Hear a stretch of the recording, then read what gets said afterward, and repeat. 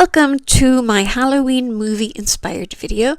I'll tell you a little bit more about it after the first project. Before we get started, I want to do a quick Unicorn Dust Designs unboxing. Unicorn Dust Designs is Sammy Veltri's YouTube channel and website name.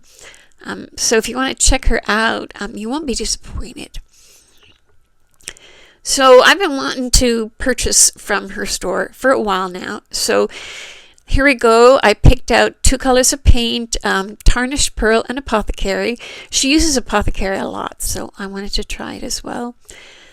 And Tarnished Pearl, I thought was going to be an off-white. I'll tell you a little bit more about it later. There's my receipt with a handwritten note. And then Sammy and Family on the bottom.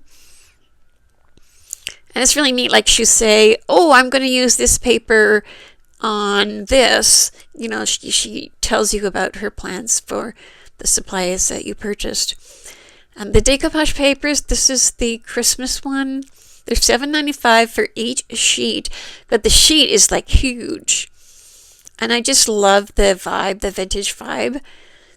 And then I knew, I wasn't even sure if I would get these before my Halloween videos finish, but I did. I'll be using that in this video.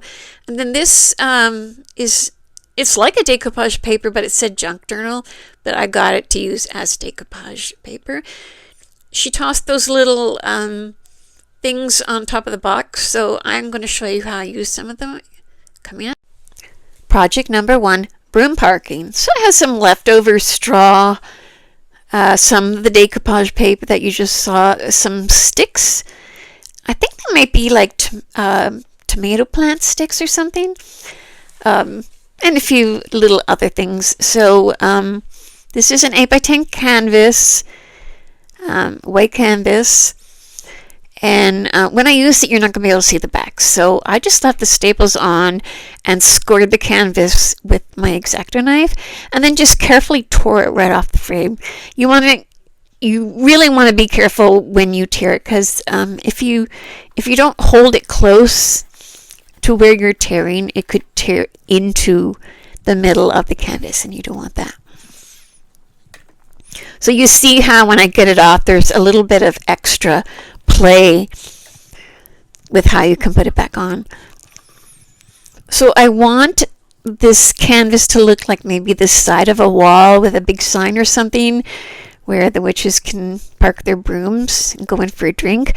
That is a wood letter that I just picked up there. It was inside my Mod Podge container. Like, what the heck? Anyways, I'm using my Hippo Heat Press. Reactivate the Mod Podge after it's dry. And I did let it dry for a good half hour at least. I'm putting on my glove there because this is serious business. We're rubbing burnt umber into the wood. I just find it gives it a little bit more of a vibe, like a better vibe, a more professional vibe. I also had these 4 half beads that I'm going to use in the corners, so I'll rub some burnt umber into that. And I just put that's burnt umber acrylic paint, and I just tap it into that little plastic condiment tray and use it. And I used a baby wipe, and I like using the baby wipe because you rub it into the wood rather than just put it on the wood. Now, don't do this. Do not use a stapler to attach the canvas back to the frame. You do not get enough tension to keep it taut enough, so it's like saggy and just not flat. So I tore it all off and fixed it up a little bit and put wood glue on the back.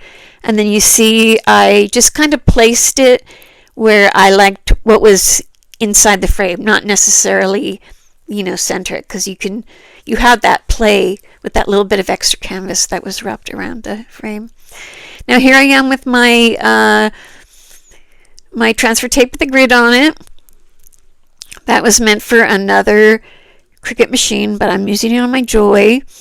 Black letter was the font that I use. It's just like an old-fashioned font. Very hard to weed. You got to really take your time. Little teeny tiny pieces of vinyl in the middle of some of the letters. So when you're done with that, put your transfer tape on top, then put it upside down. This is really the best way, at least for me, the best way to get the backing off the letters. Since the letters are so small, I'm using my little pointer thing there to hold them down as I go. And then I'm going to apply it to that faux leather that I trimmed. And it comes up like magic.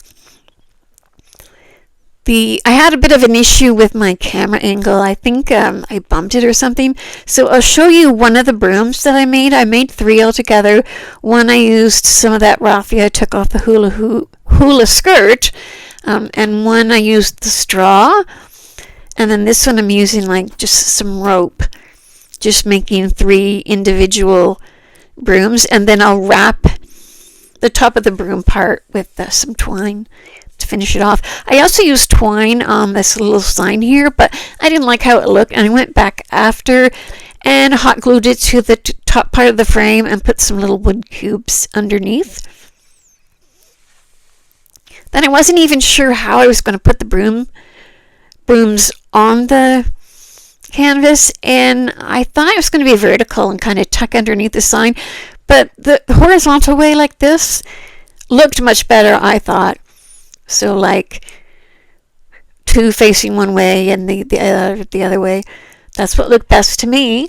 I'm just hot gluing them. Be careful. Make sure the broom part and the handle part are hot glued down. I added a couple of those little pumpkins from Dollar Tree. I just kind of like the color in contrast to the background. I'll give you a better look at this during the final reveal. Jumping in with a little bit more information about the playlist. It happens every month on the 3rd Friday. Kate is the host. Her co-host this month is Wicked Rees. She asked that we base our projects on Halloween movies, so that was kind of fun. I'll have a playlist link and links to the host channels in my description box below. Sit back, relax, and enjoy the rest of the video. Project number 2 is a black cat sign. Binks was the black cat in the movie Hocus Pocus. So this is just like a little homage to the ending of the movie. And since I had kind of like an old-fashioned vibe, I'm going to recreate that on this little pumpkin. I used my heat gun to peel off the sticky things. And then I gave it a little bit of sanding as well. This is the Tarnished Pearl DIY paint. And it's so pigmented. Like you think when you put it on, oh, it's kind of dark. You can see all the brush strokes. It's not wide enough. You know, you're thinking all these things. While it's still wet, I go over it again, and then I just set it aside. I go over it again mainly to get rid of the brush strokes. I'm not a fan of brush strokes. There's very few times that I really want to see brush strokes. So set that aside, and I actually just unfolded this paper, and it's just gorgeous. You can see the little pumpkin underneath for scale, and look at how big the flowers and the pumpkins are on the paper. My tiny little pumpkin, it looks so small there. But I actually wanted to make something small. I have bigger pumpkins, but I've been making a lot of sign things, you know, like 8 by 10 or bigger. So I put Mod Podge on this, and I made sure the Mod Podge was on the edges there. That's what you saw. And I was okay with cutting off pieces of this because the paper is not going to be the star of the show on this one, even though it's beautiful. I'm going to use it as a background. So I just got the colors on there. I'm using this orange vinyl to make a stencil.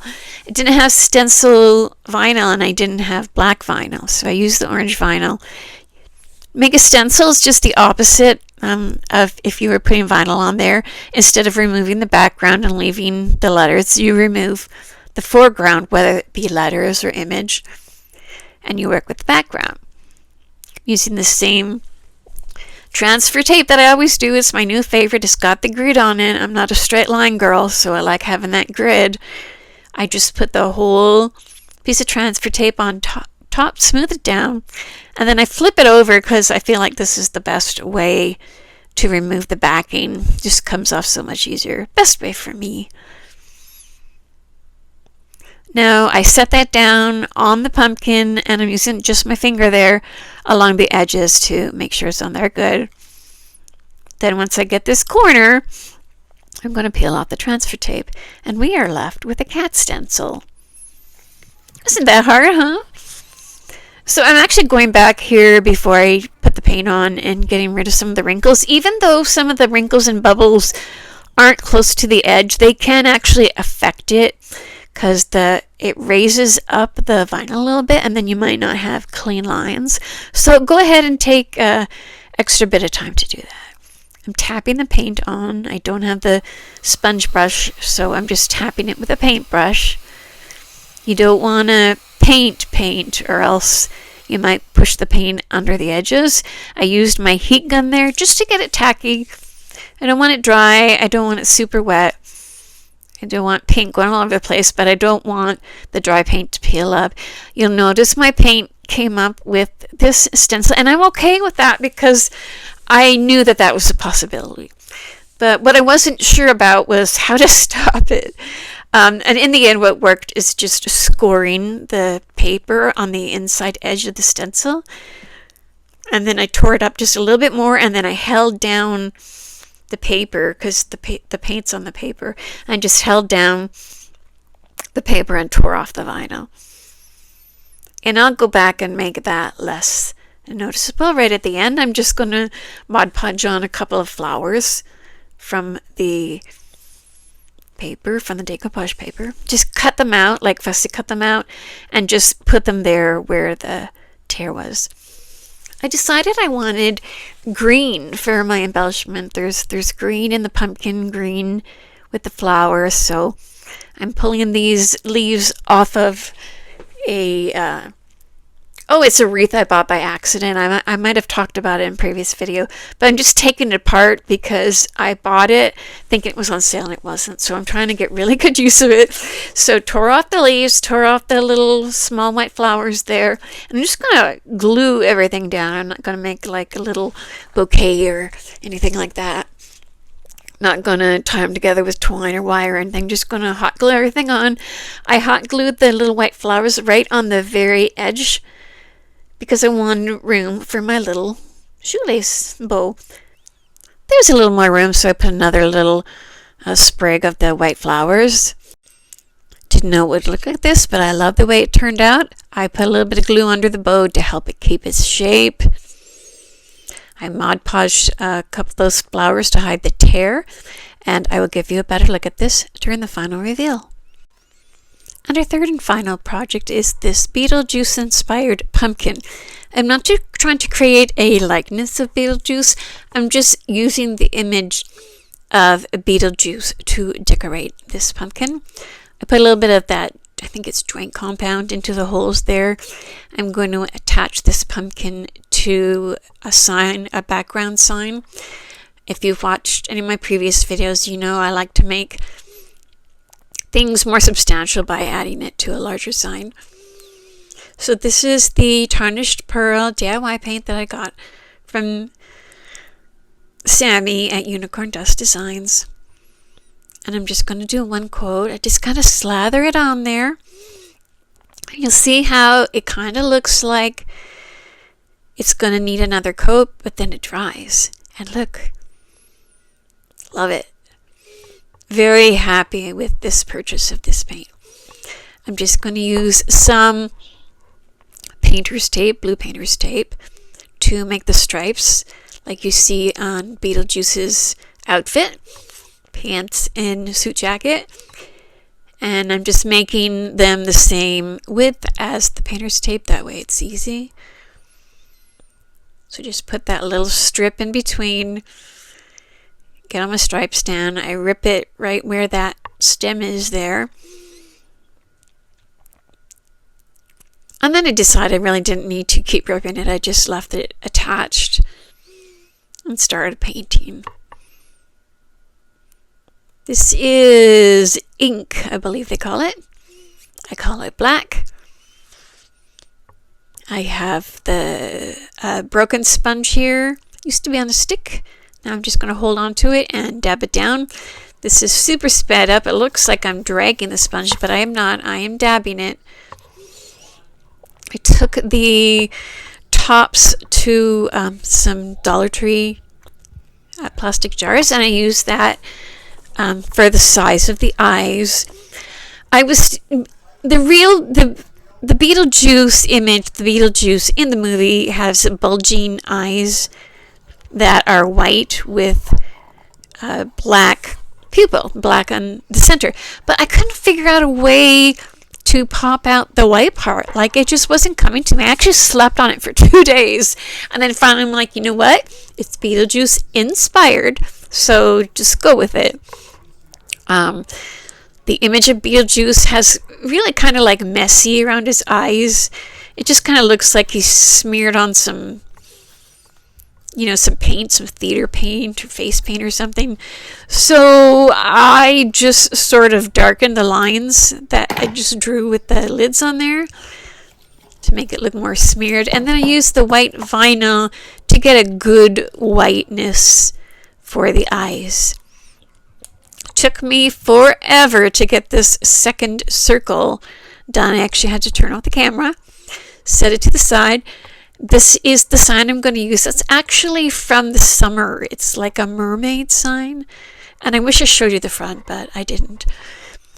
So one of the images of Beetlejuice that I looked at had some green surrounding it, and I kind of liked how that looked. So I decided to do the sign in green. I took some of those wooden mushrooms from Dollar Tree, and those are going to be the center of the eyes. I just took the wood mushrooms, painted them black, and hot glued them in the middle of the eyes. And then I'm using some Gorilla wood glue and just a little bit of hot glue in the middle, and we'll attach the pumpkin to the back of the sign. Now, the mouth was kind of weird for me. I didn't really know how to do it. Do I go all fake like a pumpkin, or do I make it kind of real like the image I was looking at? And in the end, it was probably a combination of both. But it actually kind of gave it a more creepy look than I was going for. I was kind of going for goofy, but I don't know. What do you guys think? I'm just going to put some messy Spanish moss on the bottom because my images of Beetlejuice, he looks all messy. And then I took some of that raffia from the hula skirt, tied a couple of bunches of it onto the stem of the pumpkin. So I actually did one, and it didn't look thick enough, so I took another one. And I just pulled the strands of the rattan off. Why do I say rattan? The strands of raffia off of the hula skirt, and the work starting in the center, and that way I can get my own length just by trimming it. I never trim it first because I might want it longer or shorter, I'm just going to put some hot glue in the middle of that raffia and put a raffia bow, so it kind of looks like it all goes together. Then I'm just kind of fixing things up, and I don't know why, because it doesn't have to be perfect and pretty, but you'll get a better look at this during the final reveal.